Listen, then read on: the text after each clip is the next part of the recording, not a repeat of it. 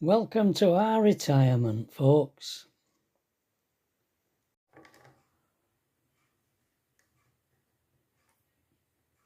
Morning. Morning. All right, love. I am, thank you. Good. Got anything written down on your little book? I've got tons of stuff written down, Oh, yeah. but Tons. they don't want to hear what I've written down on there, do you? Oh, why? Eh? I'm just teasing. I do tease. You said you were teasing Alethea yesterday. I'm always teasing Alethea. She's only got today off and then she's back at, well, a new place tomorrow. Off to University.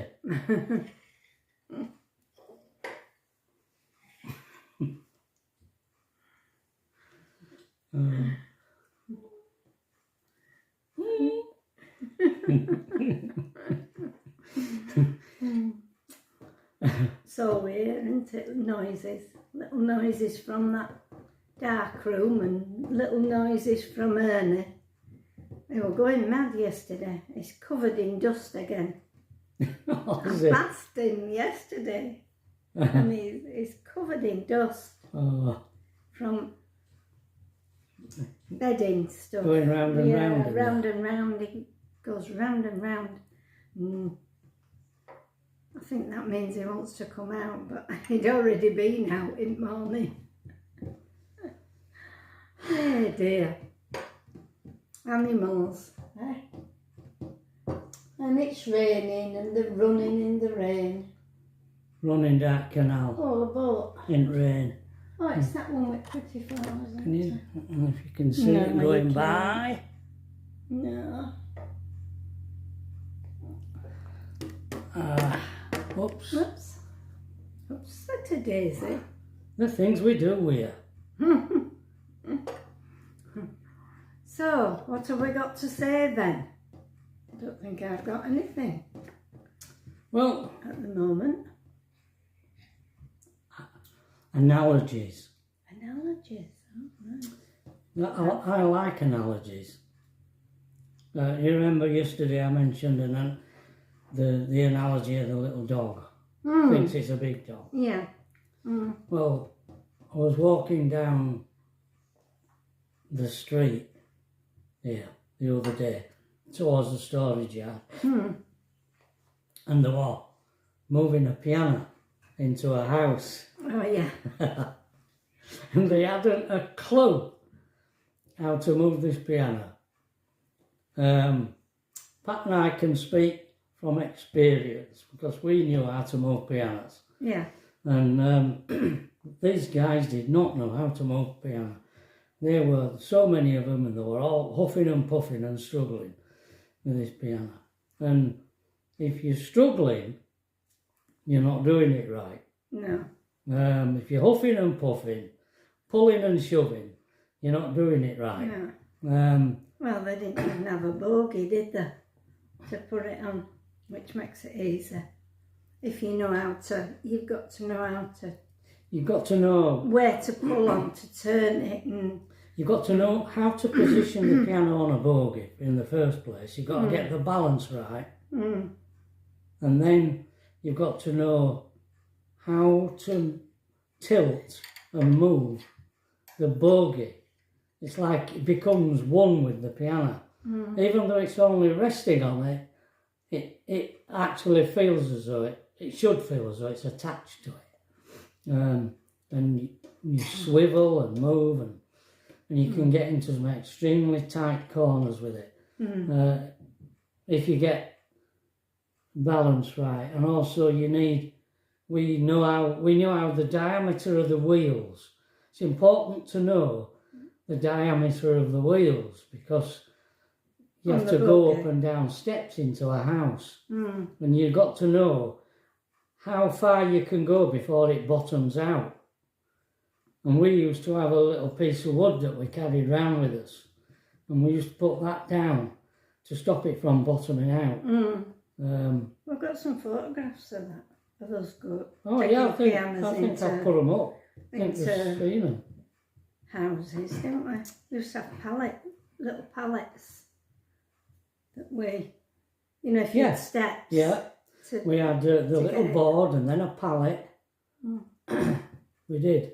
And the pallet, the distance between the pallet and the board, we knew was just right, because it won't bottom out going down from the pallet onto the board. Yeah, it's all you've got to work it all out, and yeah. Anyway, the important thing is about this is the analogy. It's the analogy that's important. Because I always think when you're struggling in life, when you're struggling with anything, it means you've not got it quite right. And I mean, you ask an artist or a songwriter, I bet you ask Paul McCartney, some of his best songs came just like that. They came really easy. An artist, when you're doing a drawing or painting a picture, your best stuff seems somehow to come so easy. You'll do one and it just worked, and next time you do a drawing, you think it's going to happen again. It don't always. It's the magic. It don't, and it's like as though you somehow get in tune. One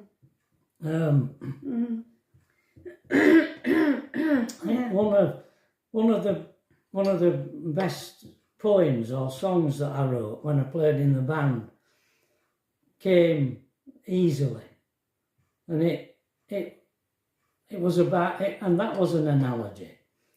Was that song? It was about climbing frames in parks. I used it as an analogy. In them days, they were putting them up. They were all quick, weren't they, in parks? In the 70s. They were all the same shape and the same colour. Blue, red and yellow. And I wrote a poem or a song about it. And I used these climbing frames as an analogy for something bigger. Yeah. Like there are climbing frames in all our parks, and they are built at night when it gets dark. Built by men who think that we should play in uniformity. They are built at night on certain sites by people you never see. You'll just arrive one day and there it is where the slide should be. And then all the children in the parks will play in just the same way, in preparation for that fateful day when life becomes work instead of play. And then we shall be the men you see who build the frames that have to be put in the parks where the slide should be, just so that you can behave like me. But surely this can't be true, for I don't behave like you. Or maybe I do. And that's like a climbing frame becomes an analogy for like human conditioning. I mean, it's so true, especially now.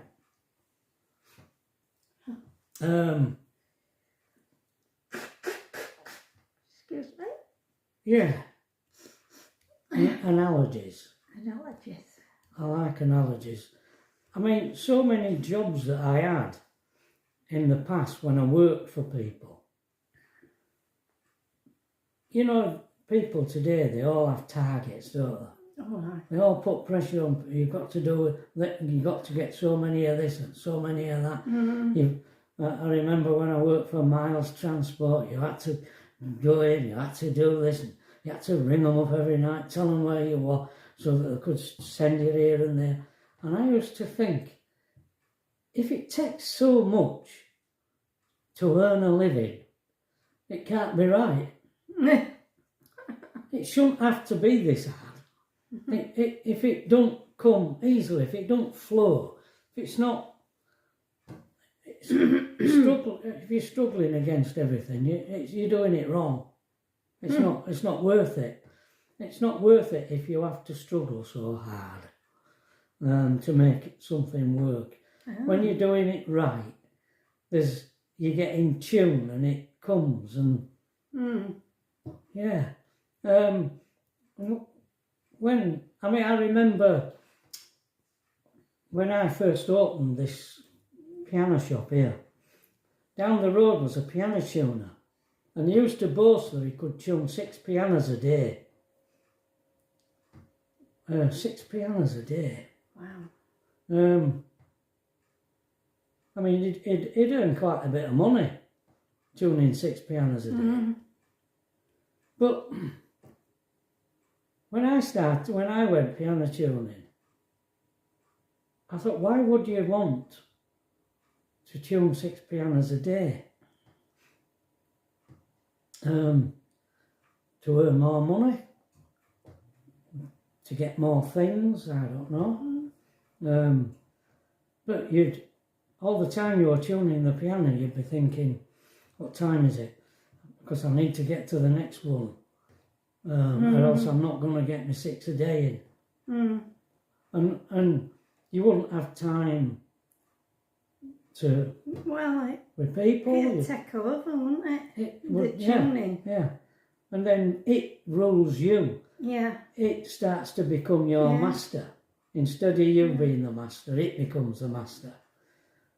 And I would never do that. No, but you like to have a conversation with people. I did. And, it didn't matter how long you spent with them, did it, really, afterwards? I had all morning. I only did one in the morning and one in the afternoon.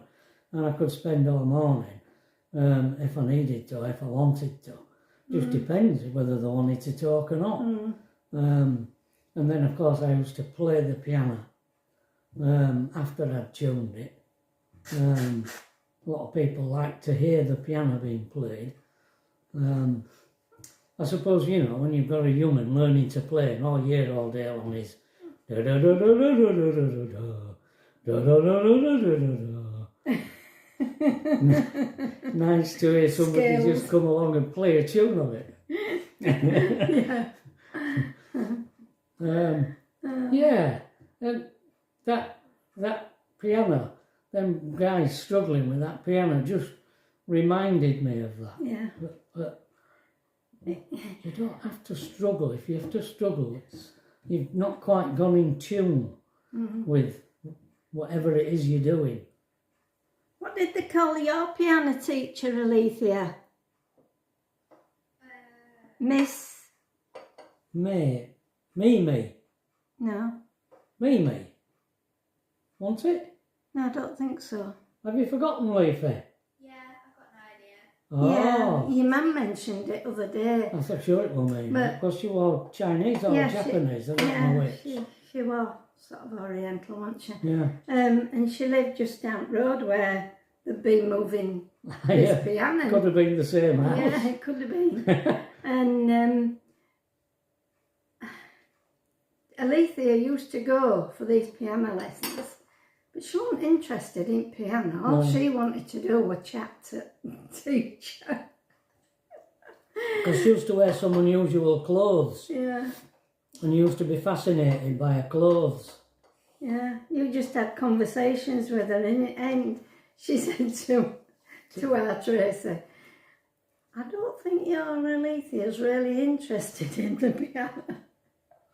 I know. Yeah. Which she wasn't. She just wanted to go to this lady's house and sit with her and chat. Chat with her, yeah. Not really, Lynn. You don't remember that, Leafy? Not really. No. Because she used to send you home with a little book, and you were supposed to learn things from this book before you went back, and she never did. Because I gave them a piano, and at that time, yeah. We wondered if she'd take it up, but she never did. Sorry. Oh, it don't matter. I'm not very musically No, she's not musically gifted. That's how you find out with her. Yeah. Like, Well, yeah. try it and see. Yeah. Oh, that was one of my little notes that I made a note of. Oh yeah, Julia Foster. And does that ring any bells with any of you? It might not, because Julia Foster, I watched her play. Remember in the 70s, they used to play for Today. Used to get some brilliant plays on television. Play for Today. Well, I watched one last night on YouTube. It was really good. What were it called? It was called Mr. Axelford's Angel. Mr. Axelford's Angel. And Julia Foster played the angel who was a secretary. She got this job as a private secretary to this gentleman who was older than her, quite a bit older than her. And she was very beautiful, but she was very clumsy. She could do her job well. She knew how to type fast and do shorthand, but she was just very clumsy. But the old chap who was a millionaire, he fell in love with her. Oh, did he? Yeah. All right. And she had a boyfriend and all that, but she realised, I mean, he went and asked her to marry him. She only met him a day, 2 days or something. Right. Only been working for him a couple of days. And he just fell head over heels in love with her. And she said, don't be ridiculous. But he won't leave her alone. And she realised how shallow her boyfriend was compared to this chap. Yeah. Which she'd never really had anything to compare him with, because he was from a different class, a different... Right. He took her out to places that she could never have even dreamed of. But I found out, when you've watched a film, I go to the comments to see what people say about the film after I've watched it. And one of the comments below said that Julia Foster, the girl in the film, was Ben Fogle's mother. Wow. Yeah. I thought, wow, that's amazing. Do you need to speak to me? Doing a video at the moment. Oh, just a minute, I'll turn it off. She needs to talk to us. There's David, he wants the secateurs to do his behind his garden. It's absolutely overgrown. It's his backyard. I was cleaning our backyard up one day this week for Tracy, and I looked over into David's backyard and what? He's got some ladders in there and they're just literally, you can hardly see them. All the weeds and that wrapped round them. Yeah, it's that. Them, what is it, leaves? Actually, that obviously that machine is bought. Can't deal with it at the moment. He wanted the secateurs. We've got secateurs. Small and big. The big ones and small ones. Oh, and I don't know how long we've been on now. Oh. Because I've started the video again. Oh, right. Yeah. Well, have you nearly finished? Oh. Well, I've got more, but shall we leave that for another day? What else? I never looked at how long we've been on. Well, you've just said about Julia Foster being... Well, the other thing I wanted to talk about is a bit of a long story. Oh. it's an interesting an interesting thing that happens. I'm sure it happens to everybody in life. But I've got 2 examples of how it happened to me. But it needs more time to explain it, so maybe we'll leave that until tomorrow. Okay. All right, yeah. But yeah, If so you're happy with that. yeah, we'll call that a video for today, folks. Okay. Thanks again for we've had more happy birthday wishes. Yeah, thank you. Thank you very much for all your birthday wishes. It's a long birthday, is this? Yeah. Perhaps having it was started off by a sister, Pamela, who sent her a birthday card really early. And she foxed me because I thought, oh, it ain't past birthday, is it? I haven't forgotten. And she sent it way too early. And we've been celebrating it ever since. So, well, a bit at a time, getting a birthday present early. I think it's the 15th today, isn't it? So another 2 days. 2 days. Another 2 days. So keep wishing her a happy birthday. You're all right. Plenty of time. So bye, everybody. Bye.